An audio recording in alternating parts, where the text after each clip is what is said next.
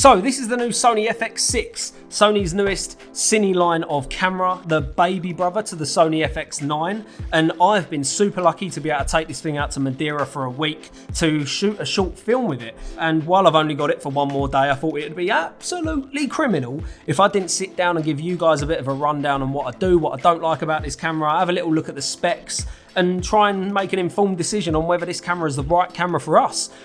So let's take 30 seconds to have a little look at some footage, and I'll meet you back here and we can have a little bit of a chat, mate. Yeah? Bosh.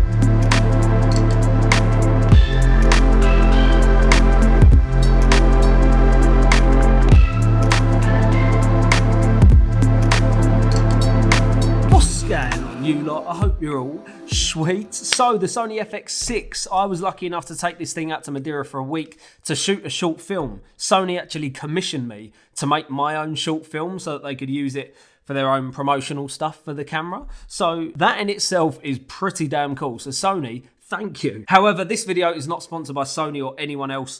This is literally just me with the camera one more day before I've got to give it back, and I thought I'll do a bloody review for you. So, I don't usually go into the nerdy, techie stuff. I usually leave that to the usual suspects. However, let's go over the specs, and then I can talk about what I don't like about the camera, and my whole experience using it. So, Sony FX6 specs, let's go Bosh. So we've got a full frame 4K sensor. We've actually got 4K DCI, that's Cinema 4K, and we can shoot at up to 60 frames a second in Cinema 4K, and in normal 4K, we can shoot up to 120 frames a second. We've also got 240 frames in Full HD, and in all of these modes, we've got 10-bit 422 color, which is absolutely lovely. The camera also externally records 16-bit RAW out of the SDI port. Now, the two biggest things about this camera is we've got an internal ND filter. Now, we can actually do that in stops, and we can also use the variable scroll wheel, which is just stunning. Now, we've also got an auto ND button here so that we can essentially set our camera settings, and then the ND will automatically set our exposure for us. So we can go from any different lighting scenario, and the ND will actually increase or decrease so that you can essentially keep your camera settings exactly the same in most different environments. And the next big one, which is what everyone's wanted, we've got S-Cinetone. Now, S-Cinetone is essentially a color space, color science that is very, very similar to the Sony Venice look. And the Sony Venice is a very, very high-end cinema camera. And the fact that we've got them kind of colors in a camera like this is absolutely stunning. We've got 15 plus stops of dynamic range at a base ISO of 800 and an extended range of 12,800. And in terms of stabilization, we haven't got IBIS, but we have got that gyro data for post-stabilization. We've got all of the autofocus features from the FX9. We've got real-time face and eye tracking in autofocus in every single mode. We've also got the face-only mode, which essentially focuses on your face, and then when you move out of the frame, it will keep the focus at that point where your face was. So when you come back into the frame, you're back on focus on the face, and it didn't pull to the background. Pretty damn cool. The camera comes with a top handle equipped with a touchscreen monitor with a few assignable buttons on the side, which is a really, really nice touch. Now, the top handle has two XLR ports along with a record button, a scroll wheel, a power zoom, assignable buttons, and also a joystick and a hold button. We've also got a side handle which has the power zooms, two assignable buttons, a record button, and a joystick. And the camera takes the Sony BPU style batteries, which are the same as pretty much most of the PXW series of Sony cameras. And in terms of the card slots, we have the same as the Sony a7S Mark III. We've got two different slots. We've got two SD and CF Express Type A cards. In terms of ports, we've got a full-size HDMI. We also have an SDI out. We have our time code, a remote, and also a micro USB, along with our 19.5 volt DCI port. And on the other side, we have our USB Type C port, along with the headphone jack. And lastly, we have got a new menu interface. We've got a completely brand new simplified user interface. It's all touchscreen, so it's really, really nice and easy to use. And then we've also got the option to go more in depth in our menus if we want to go back to the original Sony PXW menu system. So now I've got all them geeky specs out the way. I don't really know what camera to compare this to. Do we compare it to the Sony FX9, which it clearly takes a lot of inspiration from? Or do we compare it to the Sony FS5, which physically it's exactly the same other than the fact that we've got a full frame sensor, it's a tiny bit wider, and we no longer have a viewfinder? Or do we compare it to the Sony A7S Mark III, which it takes all of the amazing codecs and bit rates from, with that added bonus of having incredible autofocus with a few extra little added hints in there like the face-only autofocus.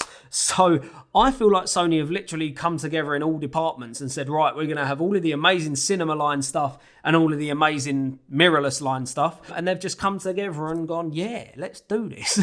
And it's quite interesting because the camera actually has an Alpha logo on it up here. So let's talk about what I do, what I don't like about shooting with it, and what my experience was in the field. Now, in terms of actually using the camera, I've always been a massive fan of the Sony FS5. So the ergonomics are pretty much exactly the same. So the transition for me, super easy. All of my buttons are on the side. I've kind of worked out my new menu system so that everything was there. Now, don't get me wrong, I love the mirrorless cameras, but at the end of the day, nothing beats shooting video on an actual video camera. The ergonomics, the placement of everything, it's just so much easier, so much more beneficial to shoot with an actual video camera. And to be honest with you, the best thing for me was that ND filter. That internal ND, especially when you stick it on auto, you basically don't have to do anything. You can keep your camera settings exactly the same. So I wanted to shoot at about 2.8 my entire shoot because I wanted to kind of have that feel, other than a few separate shots where I really wanted to see the background so we could get a connection with our character and also the background. And the way you move out of frame, and you just see that, it pulls focus as well. Oh, it's so good. It's so nice to not have to mess about with your aperture, bring it up, bring it down, so that you can get the right exposure. You can do everything on that ND filter and pretty much keep your look exactly the same throughout. So for me, best feature on there. So next up, let's talk about the colours. Now, the colours in this, I'll be completely honest, I don't really know the technicals and the scientifics behind the colours in the FX6, but luckily, I know a bloke who does. Now, this bloke knows a bit about colours, let's be honest. Let's give him a call, yeah?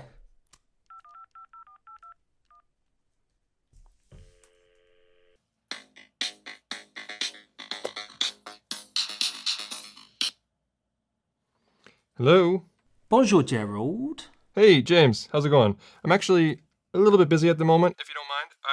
I'm actually just charting the roaming delta of the green magenta shift for the FX6 and the A7S III for their white balances to see, between like 2500 Kelvin and 10,000 Kelvin. Yeah. Actually, Gerald, that's what I was going to call you about.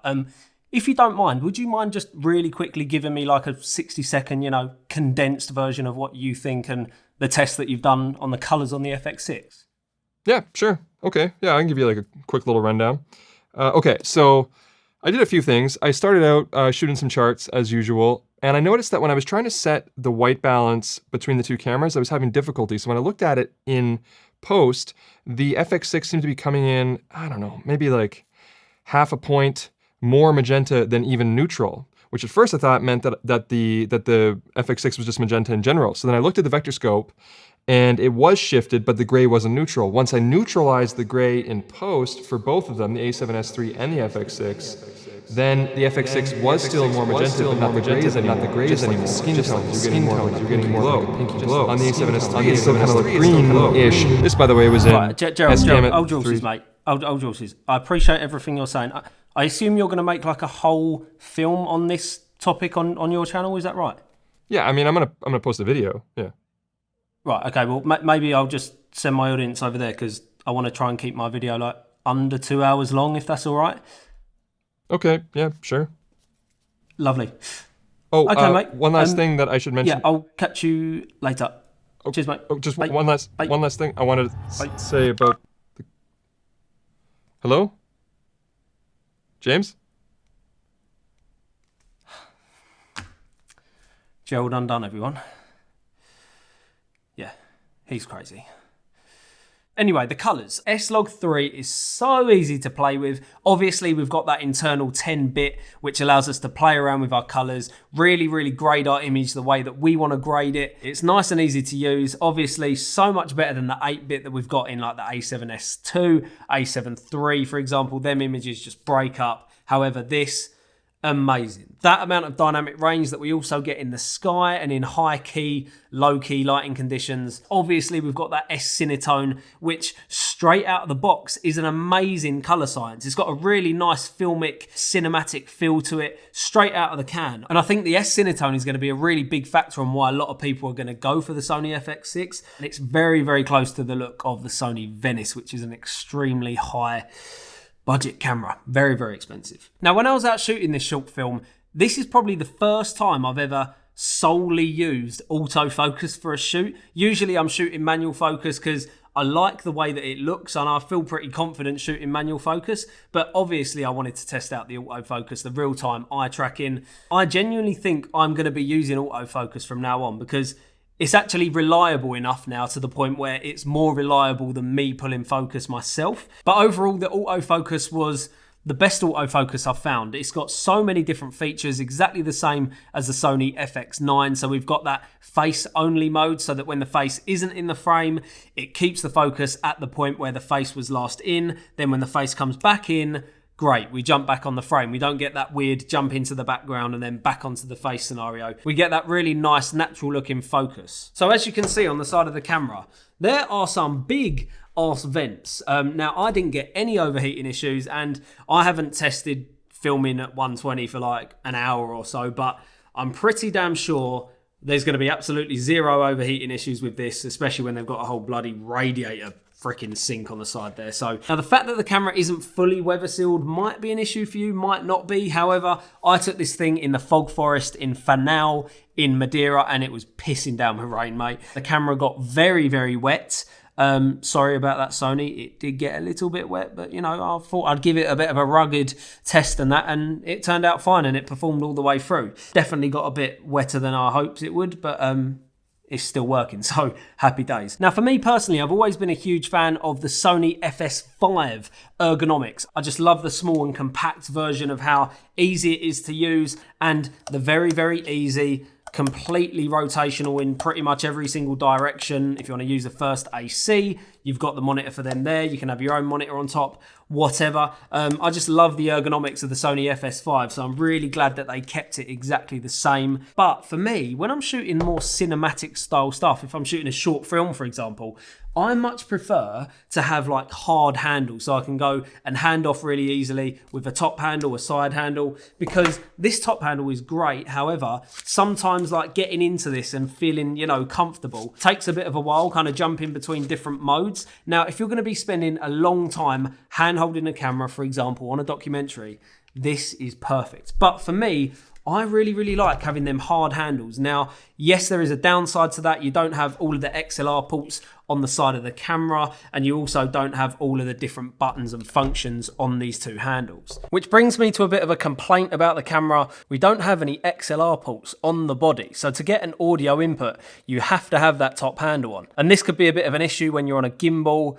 Probably the biggest downside for me on this camera. However, the camera does have a scratch mic on the actual camera itself, so you don't need to have that top handle on there to actually get a scratch mic if you need that kind of reference recording. So in a lot of situations, I was just using the small rig handles. The top handle fits onto the side handle, and then all I've got to do is undo this handle and slip those off, and then I've basically got a side and a top handle, very fast, very efficiently, jumping between the camera being able to be on a gimbal to being back in that handheld state. Now, one thing we don't have on this camera is IBIS. Now, I'm pretty sure we're all fully aware that sticking a full frame sensor with an internal ND filter and in-body image stabilization in a body is going to make that camera pretty damn big, and I just don't even know if it's possible, to be honest with you. But obviously we have that gyro data so that if we chuck our clip into Catalyst Browse, Sony's software of being able to stabilize gyro, stabilize data, whatever. Hello? We can essentially use the gyro data that is embedded into our clips, chuck it in Catalyst Browse, and then the shot will be digitally stabilized. But to be honest, for me, I don't really like stabilized footage that hasn't got IBIS. It just doesn't quite look right, doesn't look natural, and then you obviously get directional blur when there is like a bit of a jitter or a move in the camera. I really like that solid handheld look that's a bit shaky and that actually looks really natural. Now, the reason it looks so natural is the fact that the rolling shutter in this camera is absolutely brilliant. Now, the processor in here is that dual chip Bionz XR processor that's the same that's in the A7S Mark III. So we get a really nice readout speed on the sensor so that we can get hardly any rolling shutter whatsoever. And you can see in the handheld shots that we hardly get any kind of jello, that really dodgy rolling shutter effect that you get in a lot of handheld movements. So for me, having IBIS in a cinema camera doesn't really make any sense at all. I don't need IBIS. If I want a smooth shot, I'll chuck my camera on a gimbal or a glide cam. So let's talk about our base kind of ISO levels. So we've got 2 different levels. However, there is not a dual ISO in this camera. It's a little bit like the Sony A7S Mark III. When you go up to a certain level, I think they've now changed it to 12,800, which is the same on this camera. We actually clean up our image. So the base ISO at S-Log3 in this camera is ISO 800. And then as you slowly increase, obviously the noise performance gets slightly worse. But then when you hit 12,800, boom, the image cleans up again and it works similar to that dual ISO. Apparently, there's not a dual circuit ISO, but somehow the image cleans up. I don't quite know why. Sony need to kind of, elaborate on that magical stuff. So our S&Q modes, we have got 60 frames a second and 120 frames a second in that QFHD, that is full 4K, and then in our DCI Cinema 4K, we can go up to 60 frames a second. Now, these extended frame rates are only available in S&Q. They're not available in your normal project settings, so you won't get any audio on those extended frame rates like you do on the A7S Mark III. For me, I'd never really use audio in a 60p or 120p frame anyway, but some people might like to use it for whatever reason. So a few little things about this camera that aren't the best.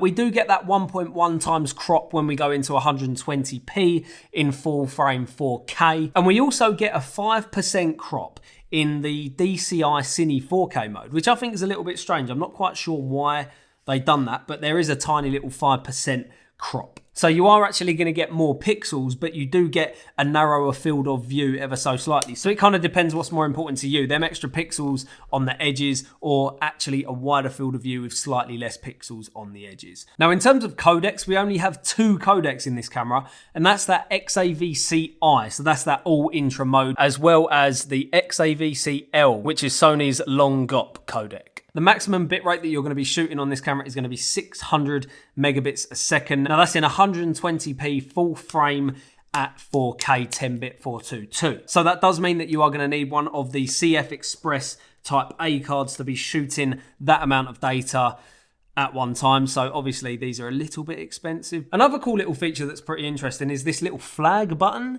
here. The flag button essentially allows you to flag up certain clips. So when you're watching back a clip on your monitor and you think, yeah, that's the shot, mate, bosh, which is what I say a lot of the time, I'll literally just click the bosh button. That's what I've called it now. When there's a naughty shot that I'm like, yes, that's the one, bosh. Click that flag button, then when you're in Catalyst Browse, that flag will come up on that shot so that your selects are already there for you to click on. Now, I think that's a really cool feature. However, I wish it just implemented it into our editing software, not just Catalyst Browse. So lastly, the thing that everyone wants to know, how much does this thing cost? How much of a dent is this thing going to stick in my wallet? Because I know a lot of us, especially at the moment, ain't got a ton of dough, to bloody causing us big issues. So this camera is going to be coming in at 6,600 euros. That's including VAT, apparently. This is what I've been told, so things might change, things might fluctuate, they might dip down a bit, So for someone like me who this is their job, this can shoot my YouTube videos, this can shoot my client work, this can also shoot some cinematic stuff. Maybe I'm shooting a short film, a commercial, interviews, that kind of stuff. The XLR ports, autofocus is bang on, color science, S-Cinetone, full frame. I've got all of my glass already. I've already invested in Sony G Master glass. Yeah, I've already got loads of the BPU style batteries. Pretty much got everything that the FX9's got other than a few little features, The only thing I wouldn't potentially do is hold it like this, like that for me probably isn't the best idea because I'm going to probably get arthritis, even though, thinking about it, it's actually not as bad as it looks. So people, let me know what you think about the new Sony FX6. Let me know in the comments. Is this the camera for you? Is it not for you? Is there anything about the camera that doesn't quite work for you? Anything that you don't like? Anyway, people, thanks so much for watching, and I'll be catching you lot in the next one, mate. Bosh!